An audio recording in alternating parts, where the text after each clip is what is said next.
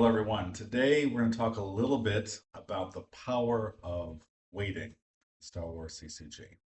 So I'll show you a couple of decks, concepts I was going for, as well as a couple of games. So in this first one, I wanted to try something new. Just wanted to do kind of a fun deck with A-Wings. A-Wings are not typically as good as X-Wings because you can't use certain things like, organized attack. Um, this card, which is, it's really good, really nice to make them immunity. You can also get 3 unique X-Wings or Y-Wings. So whereas, X-Wings can be, 3, 4, 5, they have a high, hyperspeed, they're cheap to deploy, 2 force. And, Y-Wings are just kind of really cheap, as in they cost, 1 force. Forfeit's not really good, but as far as the 3 destiny, 1 force package, they can be good, and they can also add a pilot passenger. So A-Wings are usually the redhead stepchild. You very rarely see them. Opponent not being able to react is nice for those. Green Squadron A-Wing is kind of nice, although its forfeit's not great, but generally speaking, not good. So I want to do something different where I had a deck where the goal is to get individual A-Wings, and then we get things like full throttle, we get things like out of nowhere in order to get potential up to 2 Battle Destiny for a ship by itself. We can do things like Dark Lighter Spin when combined with few maneuvers or special modifications or Rebel Flight Suit or whatever, and maybe a couple sneakiness with Rapid Fire to be able to use some power pivots and to be able to kind of surprise our opponent and try to optimize this otherwise, generally kind of inferior concept as a fun item here. Now, in this particular game, I was playing Star Wars CCG 2 Moon. I think he was also playing, a similar kind of fun deck. So, Imperial Occupation is a kind of fun archetype. It's probably better with operatives. You do see some people use it kind of the Tatooine Occupation moniker. So, a very common theme is to have combat response, to get kind of ties in the air guarding Tatooine. And naturally, that makes the ties hard to remove because they'll be immune to attrition at least 4, probably 6 or more, depending on kind of which individual ship. And then you'll kind of defend the bottom here with, some kind of ATSTs that can react around. And you make it very hard to have your opponent conquer you down there. And although I didn't see, Tatooine Occupation, most likely he did have this card in his deck, most likely. And so, you control 3 sites, then that's, 3 additional force they're losing, plus the +1 force from the docking bays, that's 5, plus the 6. They can lose 6 force a turn easily, and it can add up pretty quickly. So if I were going to assume kind of the other cards that I didn't see in the playthrough, he might have a Forlom, he might have a Mara Jade with her saber. He most certainly probably has, Tatooine Occupation to explain. He probably has a Trample. He might have a Bosk, just because Bosk is great to deploy at the spaceport side, so you can deploy him here for 6 instead of the normal 8 as a defensive measure. Probably has, lateral damage, you have to see, and maybe one more, ATSD. So again, goal with this kind of deck archetype is you're trying to lock down Tatooine. You're trying to do them a lot of force damage via force drain and or occupation, ping damage for this. And yeah, it can just try to be painful for your opponent in a kind of a different archetype that's not ROPS or something else. Now, let's take a look at the game and kind of see what happened here. So, start this game, fairly typical. He starts first. I'm personally a little bit wary of starting with Spaceport Docking Bay. I would probably start with another site, and the reason for that is that you'll see by his starting effects, he's starting with Imperial Occupation. So there is always a chance, however small, that both of your docking bays are in here. I think from this deck standpoint, you probably want to get your sites out as quickly as possible, get the zeros out, get your guys there, do your damage. That being said, of course, he does have a couple of, extra, kind of docking bays aside, so maybe it's not a big deal. And so I'm just deploying some fun effects, wise advice, do or do not, and just trying to get my A-wing spread going as fast as I can. I get a little bit lucky. I do get solos, do get Haven, so I can kind of deploy most of my hand relatively safely, relatively cheaply, and end up getting 2 Battle Destiny because I have 4 ability plus that.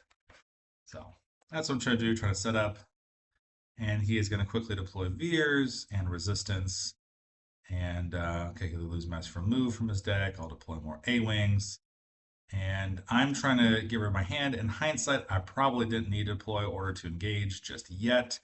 Um, I probably should have drawn to maximum leave one force here, but I wanted to just empty my hand, so that's fine. All right, so he's deploying quickly. He's trying to spread and drain quickly. He's moving here. I'm going to assume he has a Gick or a barrier or something. I guess strictly speaking, he can react, so I guess that's what he's going for. So he can kind of spread and move it that way as much as he needs to. And I'm going to try to get Rebel Fleet out, and I'm going to try to cancel his drains while I spread as quickly as I can. And so kind of we're here at this pivotal point in the game here. So he is going to drain me for 2. I can only cancel one of these drains. And he is kind of deploying his guys here. He's deploying Zuckuss there. He's deploying security precaution, and he's deploying fighters coming in. So he's deploying the full gamut. He's making my poor little A-Wing even lower power. And he is just trying to flat out kill me. So one thing you have to consider is when your opponent's playing a weird deck, something that's not normal, something not typical, you have to really ask yourself, what are they doing? I mean, if you see if you see a lone thing, they probably have a rebel barrier, or they probably have a hyper escape. And maybe from his point of view, he just thought he could kill me, and maybe couldn't. And let's kind of see how this battle goes. So I do my out of nowhere. He plays all powered weapons, so it's gonna be hard to kill him off. I use a few maneuvers. I make it so that he's not going to kill me even with all the force he used. And he draws Vader, Saber for a Battle of Destiny. And yeah, there we go. So I end up tying him in power. I drop high enough Destiny. I still have to lose my God of Forfeit, but he's there. And my ship is not. And if he does draw into Tatooine Occupation, he can do his stuff. He can draw a Battle Destiny here. So all in all for him, not too bad. Now, the issue for him, of course, is that he attacks me again, and I have the same defenses again. Now, maybe it's true to say that I could have done it twice. He has no deck here.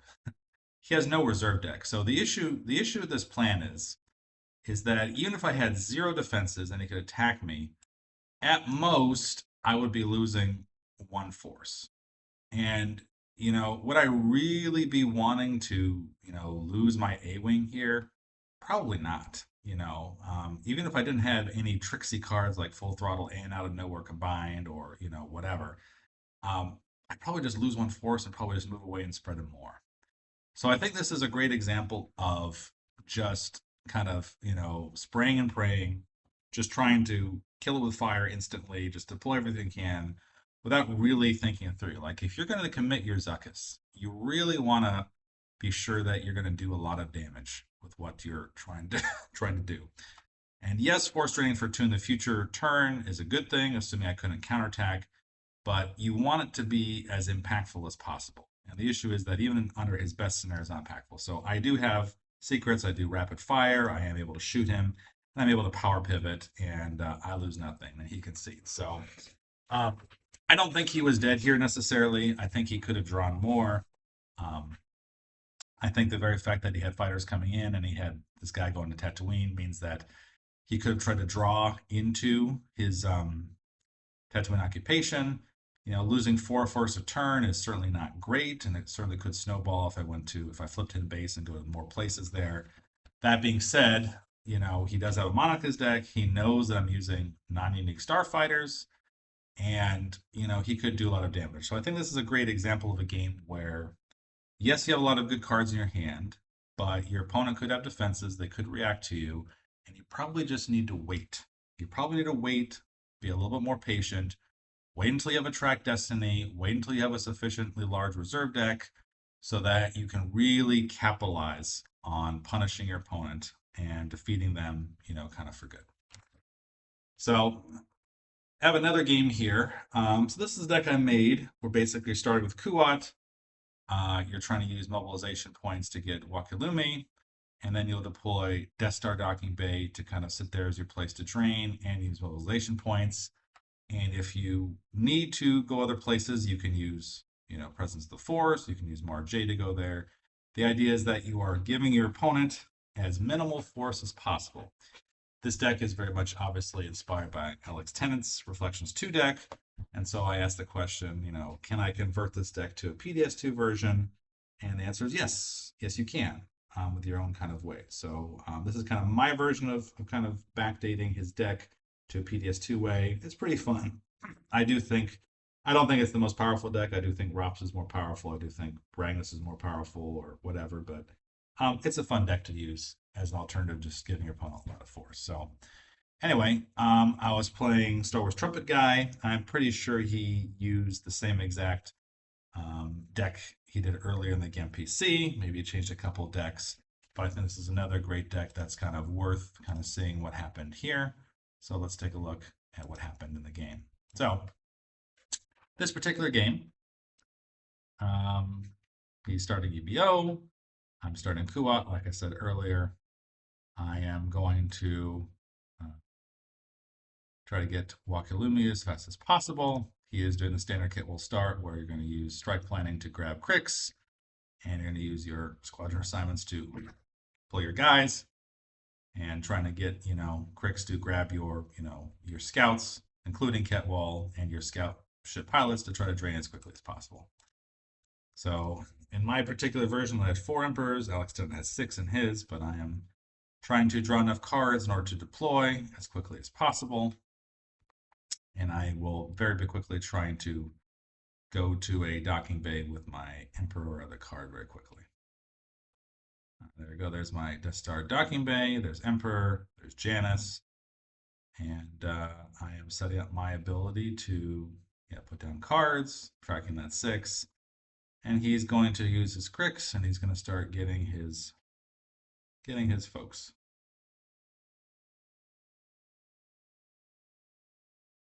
All right, so I am just going to pay to drain. I still have an activation of 13. I still have a lot of good cards in my hand. And so this is kind of an interesting decision point here. So he has Battle Order out. I have Zuckuss out. Wouldn't I love just to put, Zuckuss here at Endor? I mean, wouldn't that be a nice thing to do? I mean, does he have X-Wing laser cannon? Yes, he probably has 1, but does he have his hand? I mean, I hate draining for 3, but the truth is, when you're fighting decks like this, they can be very sneaky. And if you know his deck type, what he loves to do is he loves to get his battle order, as we mentioned earlier, right, to make it, free initiate battles, and he loves to get his draw their fire. And if you look at the construction of his deck, you'll notice that it's very gank focused, right? He has 2 Obi-Wans, an Ora Marco, he has, Luke with lightsaber, regular Luke, he has a Mela, so he's a little, and a Tozkos. So there's lots of people that can deploy on the ground and fight you. He has a lot of ships here that, if you get the matching pilot, they can start a battle with you. And of course, he has lots of on the edges with Ketwall, so Ketwall can exchange his docking bay to get a guy that he just lost back. So he's a very much ganking focused. And so if I were to deploy here, I know that even if I got a free drain here or there, he would be very quickly trying to gank me, either overpower me or draw their fire me or just straight up shoot me down with a laser cannon. And at the end of the day, the deck that I'm playing is going to win because I pounce on him better than he pounces on me. And if you really think about it, right now I'm relatively defensive, right? I come here big coward, so I'm draining him for 2. So the onus is on him to come after me. And Zuckuss will work much better if I combine him with 4-Lom, or if I combine it with Boskin Houndstooth, then I can strike first. And then later I can, retrieve with a shield. So I am just going to pay the 3, just like I did here, and I'm going to drain. And in my estimate, what I need to do is just draw sufficient cards to enact my plan, and to be patient, and to wait until the opportunities are right. He's doing your do not. He's getting his Ketwall out. He's getting Lieutenant Blount out. He's going to deploy Lieutenant Blount to location on to Hoth.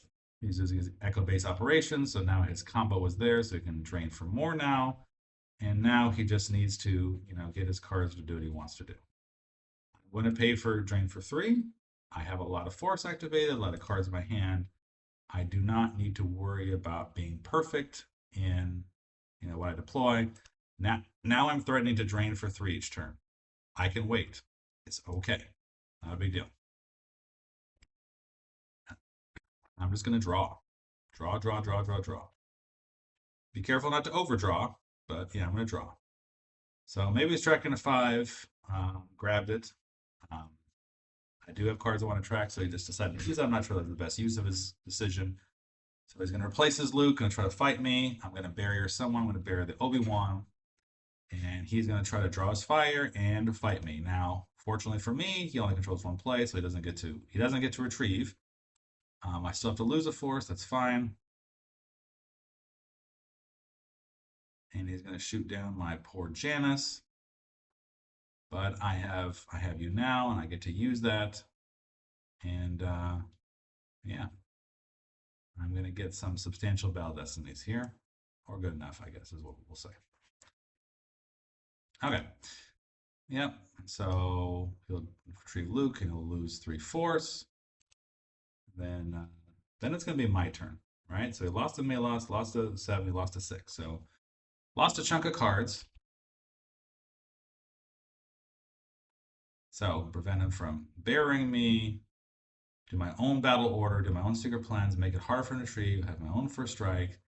And now I'm going to try to fight him. Now, see, now he's trying to use on the edge. He's trying to use a 6. He's going to try to get away because he's trying to say, oh crap, what am I going to do? And I'm like, no, I'm going to sense that. So that's one reason why I have 2 senses in this deck. And I'm going to try to stop that. I know there's a 0 on top because of the previous thing. I'll just lose that. And the great thing about, do or do not is that, both versions of this can work very well as long as your opponent doesn't have sufficient force. If it's worth it for the opponent to use it, they will. So these are good cards to use as a defense, but they are not the perfect solution. They're more powerful at the end game where maybe losing 2 force is more damaging, but if I can really stack up here and do a lot of overflow damage, the 2 force is certainly worth it. If I have the ability to retrieve cards like I do with this Emperor's Shield, it's certainly worth it. And if I can just start battles and get 2 back, it's certainly worth the 2 force. So the penalty is not strong enough to stop me from doing it. So I'm going to battle him, retrieve what cards I can. Try to shoot him down.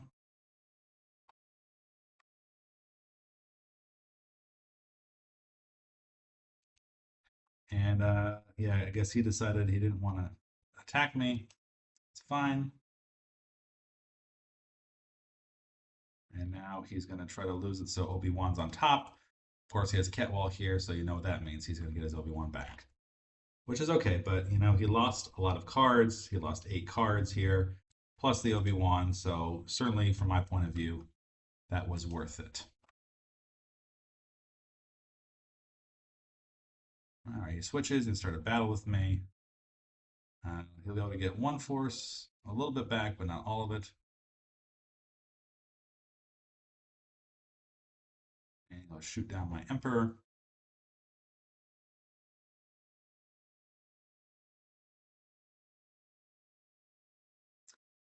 Now shoot him back too.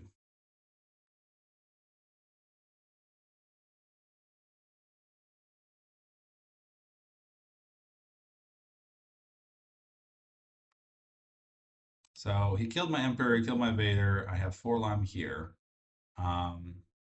which I understand, but at the end of the day, he did that battle, and what did he end up getting back? Right? He battled me, but because he didn't control any places, right? He was on 2 battlegrounds. He couldn't retrieve the force. So to me, this is a great example of, his primary plan is to attack you and, use draw their fire. But because I had come here big, you're a coward, he couldn't really fully take advantage of that tactic. And so maybe this is another great example of, yes, I had guys here. Yes, I'm threatening to drain for 3. You do have one more on the edge. I know it's not a great situation. Maybe it's like, well, I can't take 3 more at a time anymore, whatever. I get it too, but I think this is a great example of you have your EBO. You can drain. I'm giving you, 2 extra systems here plus your own. You should be able to potentially spread out, with your defenses, and do what you need to do. So I'm going to play Dejas Per. I'm going to try to make it so that I can do what I need to do, drain more, and he is going to deploy Wedge there. And now here's where my waiting and my patience happens, right? Well, now there's no X-Wing laser cannon in his hand. Now I have draw the first strikeout, so there's no hyperscape he can do. There's no, ability to rapid fire deploy a weapon. He doesn't have enough force here. And so now, waiting until I was ready, waiting until the right moment to pounce, right? Because he tried to attack me here, he's at plan B. Well, my plan A was always in my hand. I didn't use my Zuckuss. I had an entire hand, and now I have, him and his crew of buddies. And now I can, drain. Now I verified out of 6, from earlier tracking. So I have a 6 in my deck. He knows it. I verified it. And now I can just deploy my Zuckuss, and I can deploy another thing, and he concedes. Because he concedes, I know I have a 6. He's going to have to lose. He's going to have to lose both of these guys here. Don't know what's his hand, but doesn't have a ton of ability to counterattack, and that's the game. That's the game. So anyway, I think just a great example of sometimes just to be patient, and sometimes it's better to wait for pouncing. So thank you all.